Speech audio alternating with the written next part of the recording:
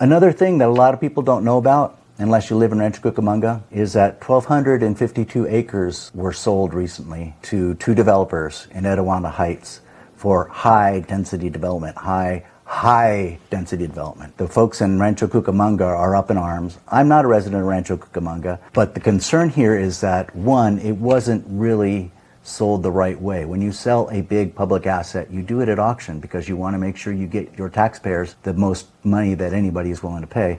That didn't happen here. This was all negotiated behind closed doors. 1,252 prime acres of land sold for $93 million.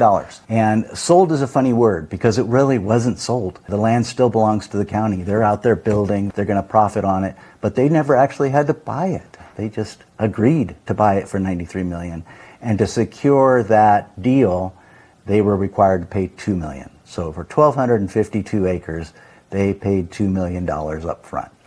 Not even an FHA loan will get you a deal that good. It works out to about $74,000 an acre. Down payment of about 2.7%. But the deal doesn't end there. They also got a complete exemption from property tax because they don't own the property. No property tax. So they are out there building houses that they're going to sell on land that they don't own, that they don't have to pay property taxes on. And if at any point that the developers decide, you know what, we don't want to do this anymore, we're done, we're going to sell the property for $500 million and just get out of here. The contract allows them to do that, and they have to split the profit with the county. So if they were to sell it for $500 million, $400 million profit, they would get $200 million on their $2 million investment.